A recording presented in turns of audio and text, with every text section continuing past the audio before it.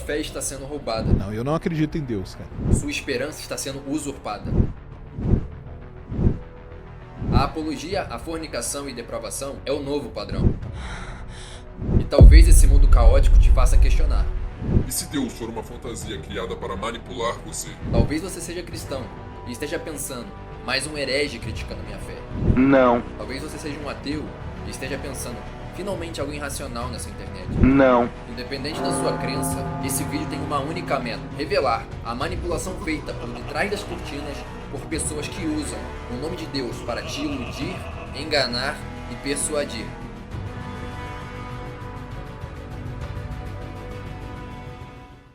Nascido em 25 de dezembro, proveniente de uma virgem, uma pessoa que teve seu nascimento anunciado por um anjo e contou com a presença de pastores, quem teve 12 discípulos e rodou o mundo com eles transbordando milagres como curar os enfermos e andar sobre as águas.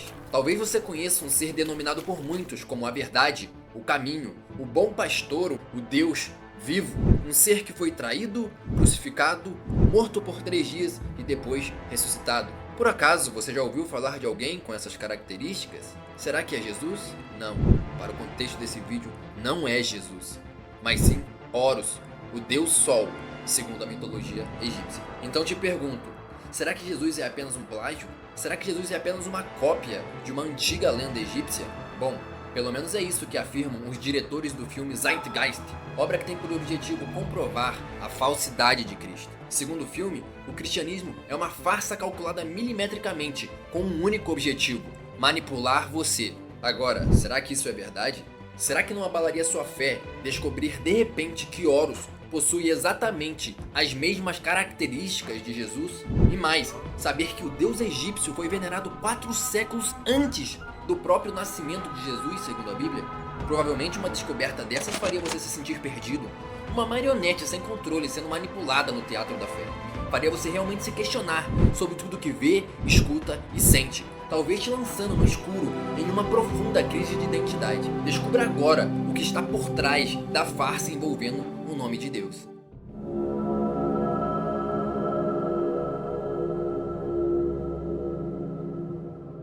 E não é de admirar, porque o próprio Satanás se transfigura em anjo de luz. Coríntios, capítulo 11. Se você clicou nesse vídeo, significa que você é uma pessoa inteligente, aberta a novas opiniões, disposta a receber uma nova visão de mundo e ouvir uma nova versão dos fatos. Grandes chances são de que você tenha grandes sonhos, metas, objetivos e em algum nível está preocupado se as suas escolhas de hoje vão de fato te levar ao seu futuro ideal. Na verdade, é possível que você tenha um medo persistente de não atingir todo o seu potencial e aproveitar ao máximo sua única e preciosa vida. Faz sentido? Nesse cenário de lutas constantes e necessidade de vencer na vida, você não pode perder tempo acreditando em ideologias tortas. Precisa de certezas. Precisa saber se Deus existe ou não. E mais, saber se Ele pode te ajudar a conquistar os seus objetivos, não é mesmo? O que ninguém te conta é que existe um segredo para conquistar qualquer objetivo que esteja traçando, seja profissional, financeiro, relacionamento ou qualquer outro. Sabe qual é esse segredo? Uma fé inabalável. É justamente isso que filmes como Zeitgeist tentam destruir em você. A sua fé, a sua esperança em um futuro melhor, entende? Porque para vencer na vida, você não pode apenas dizer que tem fé. Porque a fé não é algo que você tem, mas sim algo que você constrói. Como um casamento, por exemplo. Não basta chegar no altar e fazer seus votos. É preciso viver e plantar no dia a dia para colher os frutos de uma relação estável que gere uma família inquebrável. Mas tem um problema aqui. Existem pessoas que querem destruir sua fé, destruir sua chance de vitória. Por quê? Porque o mundo é assim, injusto em muitos sentidos. Não há como negar. Aquele que despreza o mundo real para viver num mundo imaginário encontrará antes sua ruína do que sua salvação. Maquiavel. É triste precisar citar Maquiavel, talvez uma das mentes brilhantes mais perturbadas da história da humanidade. Mas em muitos de seus ensinamentos ele estava certo. Não adianta fingir que o mundo é bom e perfeito, um conto de fadas, mas sim identificar a sua essência maligna. E o mais importante, saber se defender da crueldade. E uma forma de se defender das armadilhas do mundo É tendo uma fé inabalável. Agora, como você pode se proteger do roubo sistemático e orquestrado da sua fé, que ocorre todos os dias? como você pode fortalecer a sua esperança em um mundo dominado pela perversão, impiedade e caos. A resposta é desenvolver a sua visão trina. A visão trina é o segredo para você fortalecer sua fé. É o truque para você nunca ser manipulado.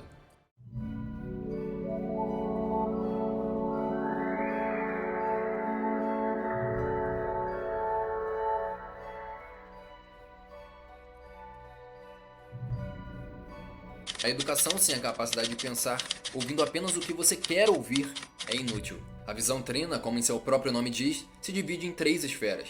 A primeira esfera é a visão hegemônica. O que é isso? É a visão predominante da sociedade sobre determinado assunto. Por exemplo, 8 em cada 10 brasileiros são cristãos, ou seja, acreditam em Deus. Logo, é possível afirmar que a visão hegemônica do Brasil é Deus existe. Mas existe um problema com a visão hegemônica. Ela faz você acreditar sem questionar. Isso porque seu cérebro chega a uma conclusão subconsciente, ou seja, sem que você perceba, que diz assim: se todo mundo acredita, então é verdade. Esse funcionamento automático do cérebro ficou comprovado cientificamente no livro Armas da Persuasão, de Robert Cialdini. Talvez você já tenha ouvido a expressão Maria vai com as outras? Pois é, surge muito em virtude desse automatismo do cérebro. A pessoa nem percebe, só segue a manada. Por quê?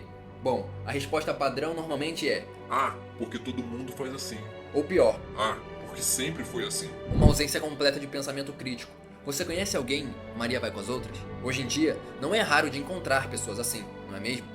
Normalmente, essas pessoas são dogmatistas, os senhores da verdade, os donos da razão, sem nenhuma espécie de raciocínio aprofundado sobre nada. O problema é que isso gera o terreno perfeito para o surgimento de manipuladores, que nos bastidores se utilizam de meias verdades para iludir a sociedade, para tentar enganar você. Como eles fazem isso? Veja bem, essas pessoas usam o poder da segunda esfera da visão trina, chamada de visão relativa.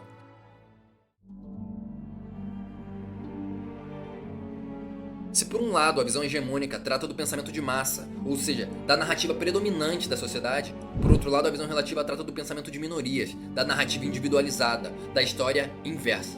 Em termos simples, o que é a visão relativa? Bom, é a argumentação contrária ao pensamento central da sociedade. Por exemplo, se a sociedade acredita que Deus existe, então a visão relativa vai dizer o inverso: Deus não existe. Isso porque a visão relativa se baseia no seguinte princípio: a crítica à visão dominante. Dessa maneira, a visão relativa é a mais perigosa das visões e pode ser usada como arma contra você. Mas por que esse perigo existe?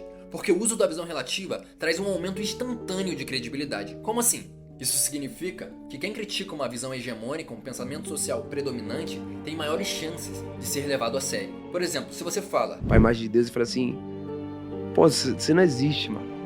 Você será levado a sério. As pessoas, no mínimo, prestarão atenção em você. Você será pelo menos ouvido, entende? Você ganha credibilidade imediata.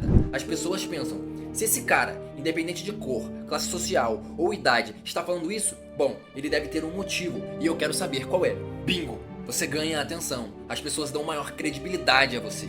Em resumo, a visão relativa é contra-intuitiva a respeito de um tema de conhecimento popular. Se todas as pessoas dizem que Deus existe, então o que a visão relativa vai dizer? Adivinha? Deus não existe. Sim, há vantagens sociais no uso da visão relativa. Por exemplo, por mais de 15 séculos, a crença predominante era de que a Terra era o centro do universo. E Nicolau Copérnico e Galileu Galilei desafiaram a visão hegemônica da época e provaram que a Terra orbita em torno do Sol. E isso deu origem a diversos avanços científicos que ecoam até os dias de hoje. Fantástico, não é mesmo? No entanto, a visão relativa traz o perigo oculto, traduzido por: falo e faço qualquer coisa para chamar a atenção. A Terra, na verdade, a discussão não é se ela é redonda ou não. A Terra é redonda, porém plana. Então, Deus não existe. Bom, vamos analisar agora as intenções ocultas por trás da história de Horus, a então versão original de Jesus Cristo. Segundo a mitologia, o ano era 4400 a.C. No Egito, dava seu primeiro choro nesse mundo Horus, o deus Sol. Isis Mary, a mãe de Horus, deu à luz logo após a morte de seu marido, Osíris. Ué, a mulher não era virgem? Como ela tinha marido então, gente? Bom, na história da Isis, a mãe de Horus, nada aponta que ela não tinha chegado na hora H com seu marido, mas sei lá, né? Decidi prosseguir com a minha pesquisa. De acordo com um antigo conto egípcio, Osíris, o pai de Horus, em uma batalha feroz com seu próprio irmão chamado Deus Sete, acabou sendo morto e esquartejado em vários pedaços. Então sua esposa, em prantos, junta todas as suas partes, menos suas regiões íntimas, que na história são substituídas por argila. Após isso, repousa sobre o corpo morto do marido e engravida. Pronto. Fala o que quiser, mas virgem ela não era, concorda? Segundo a narrativa exposta no filme, Horus foi anunciado por um anjo, iluminado por uma estrela e contou com a presença de pastores em seu nascimento. Oxi, que negócio esquisito, porque, na verdade, nenhum destes detalhes estão presentes nas antigas histórias egípcias sobre Horus. Horus nasceu num pântano, o nascimento de Horus não foi anunciado por nenhuma estrela no Oriente, e para completar, ainda tem mais essa história de 3 sábios. Não existe nem na história de Horus e nem no nascimento de Jesus. Só para deixar claro, a Bíblia não informa o número de sábios e também não diz que eles estavam presentes no nascimento de Cristo.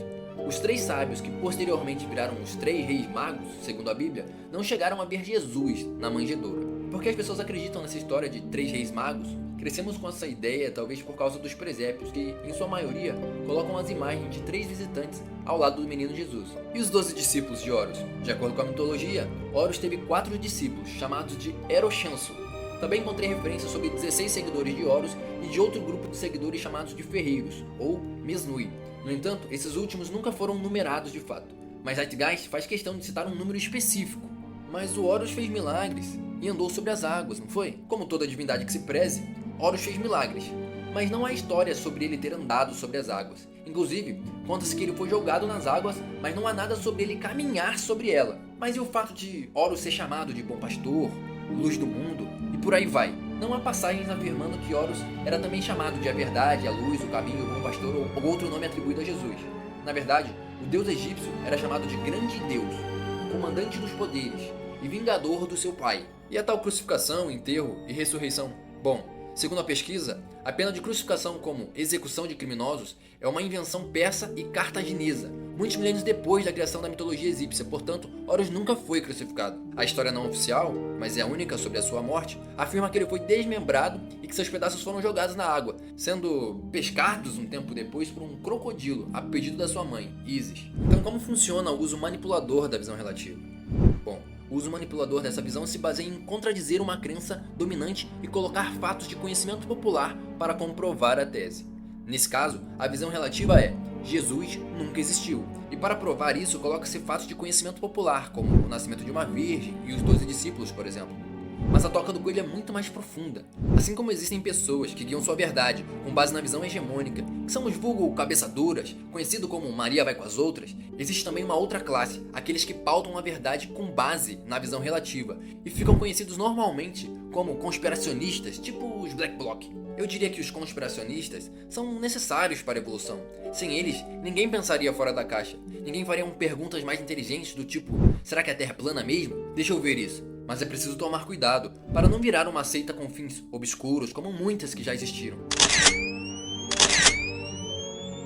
O fato é, a visão relativa dá poder àqueles que sabem usar o pensamento contrário à crença dominante para manipular e controlar a sociedade. Dessa maneira, o mundo todo vira um palco e você não sabe mais quem está dizendo a verdade. Acredite ou não, existem homens que articulam os bastidores da sociedade e mídia sem que você nem perceba ou saiba que eles existem. Bom, até agora você já entendeu o funcionamento da visão hegemônica e como ela pode te conduzir ao pensamento de ovelha ou ao efeito manada. Você também já compreendeu as engrenagens da visão relativa e como ela pode te levar ao extremismo de movimentos anárquicos até.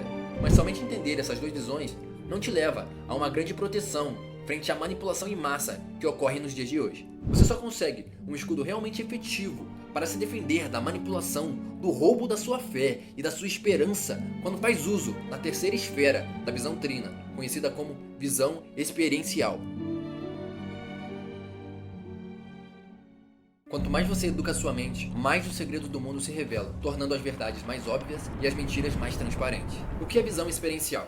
A visão experiencial deriva da sua própria experiência, do seu próprio instinto ou sexto sentido, como algumas pessoas chamam. Imagine que você é a única pessoa que testemunhou um terrível assassinato. A mídia classificou a morte como natural. No entanto, você é o único que viu o crime acontecer diante dos seus olhos. O que fazer quando a verdade está em desacordo com o que o mundo quer acreditar? Não é porque a mídia diz que a morte foi natural que essa é a verdade. O que prega a verdade em parede rígida nesse cenário hipotético é a sua experiência pessoal e nada mais. Agora, será que você pode guiar todas as suas opiniões com base na sua própria experiência? A resposta é depende. Em uma situação de testemunha do assassinato de alguém, não tem como você não ter visto a cena. No entanto, existem situações na vida que a verdade não fica tão evidente assim. E o risco de se guiar apenas pela própria experiência é criar uma falta de empatia, isto é, a incapacidade de se colocar no lugar do próximo. A pessoa se transforma naquele tipo de gente que só a própria opinião importa, que só fala de si mesmo e leva apenas a própria perspectiva em conta. Por isso, o verdadeiro conhecimento vem a partir da união das 3 esferas da visão trina. Só assim é possível realmente se defender da manipulação. Você primeiro conhece a visão hegemônica e não precisa nem concordar e nem discordar dela, apenas a conhece, de mente aberta, pensa, certo, é isso que a maioria das pessoas acredita, e ponto final. Então você prossegue, não sendo cabeça dura, mas sem se expondo à corrente contrária, e conhece a visão relativa sobre aquele tema e se pergunta: será que essas críticas feitas realmente são reais? Vou pesquisar. Mas não para por aí. Você prossegue ainda mais e une a terceira esfera da visão trina, a sua visão experiencial, ou seja, a sua experiência de vida com o tema. E somente com base na união das 3 esferas que você poderá desenvolver um pensamento crítico e chegar de fato à sua verdade, à sua visão de mundo. Eu tive uma infância católica, mas daqueles que foi à missa quando era criança e depois esqueceu da religião. Mas foi em 2021. Logo após a pandemia, que um amigo mudou minha trajetória com Deus. Eu sempre gostei muito de ler, mas percebi que eu era um falso amante dos livros. Isso porque, após anos lendo os livros mais aclamados no mundo sobre enriquecimento, relacionamento, inteligência emocional e muitos outros, eu estava fazendo vista grossa para o livro mais vendido do mundo, a Bíblia. Tom Paulo, um teólogo amigo meu, me deu de presente uma Bíblia, com uma dedicatória super bonita. A Bíblia era toda dourada, brilhante, como água no deserto. Confesso que no início, eu levei a Bíblia para casa e esqueci por algum tempo. Sempre tive a crença de que a Bíblia era usada para o mal, principalmente por pessoas escondidas, atrás de um terno caro e um crucifixo no peito. Mas isso é um ninho de cobra profundo demais para eu abordar nesse roteiro aqui. Decidi fazer um documentário à parte sobre esse tema. Já estou trabalhando nisso. Em breve, você receberá um vídeo completo aqui no canal sobre a sujeira da fé capitalista. Voltando à história da Bíblia. Eu passava na frente da estante e lá estava ela, reluzindo, mas eu nunca a pegava. Até que um dia, decidi dar o braço a torcer. Comecei pelo Novo Testamento. Dizem que é mais fácil de digerir, mas a questão é bem mais profunda. Para minha surpresa, descobri que todos os ensinamentos que demorei anos para aprender, lendo centenas de livros, estavam ali, na Bíblia. E o melhor, eu conheci o Deus vivo. Aquele que fala com a gente todos os dias, só basta darmos ouvidos a ele. Desenvolvi a minha visão experiencial sobre o assunto. O problema é que no Brasil temos uma população que lê cada vez menos. Temos uma geração inteira que só sabe da verdade saída da tela de um celular. Essa tela de celular é a visão absoluta, a mais pura verdade, a última revelação. Essa tela de celular pode construir ou destruir presidentes, papas, ministros e por aí vai. A questão é, hoje, o acervo educacional é delegado às redes sociais. O sistema de ensino tradicional virou uma piada, o que promove ainda mais a insustentabilidade material e moral da sociedade, por meio de likes e compartilhamentos. Um estímulo completo à demência em massa. Yumi, o bravo, Yumi. Olha, gente, pelo amor de Deus, a Rosa, como? Yumi, tá ali. A Rosa, Yumi, a Panetone, Yumi. Tô ralando Mi, galera. A Rosa, ao Mi. Em termos práticos, verdades e mentiras são construídas com base em visões hegemônicas ou relativas, o que abre espaço para pessoas mal intencionadas, pessoas que manipulam narrativas a seu bel prazer e destroem a fé e a esperança de uma sociedade. A última coisa que os homens por trás das cortinas querem é um público bem informado e capaz de ter um pensamento crítico. E o pensamento crítico só vem através da educação, leitura e da união das 3 esferas da visão trina. Somente assim é possível desenvolver o seu prisma de sabedoria próprio, o seu olhar, a sua inteligência superior. Às vezes, você irá concordar com a visão hegemônica, às vezes discordar. Outras vezes você irá concordar com a visão relativa, outras vezes discordar. E muitas vezes você não irá concordar nem discordar de nenhuma das visões, mas sim desenvolver a sua visão única de vida, a sua visão de mundo. Essa é a graça da vida. Estar disposto a aprender e evoluir, reaprender e evoluir novamente, a qualquer tempo, em qualquer cenário, em qualquer lugar. Descobrir o verdadeiro prazer intelectual. Dessa maneira, você não precisa nem concordar nem discordar de mim, mas sim chegar à sua verdade, à sua visão de mundo. O problema é que hoje as pessoas estão sendo bombardeadas pela mídia por mensagens que geram medo e terror. Basta você olhar os noticiários. Por isso, fiz um vídeo aqui no canal falando sobre a morte, mas não por um ponto de vista negativo ou pessimista, mas sim como elixir da vida. É só tocar no vídeo que está na tela agora, enquanto ainda há tempo. Bom, meu nome não é Domi e essa é a minha visão de mundo.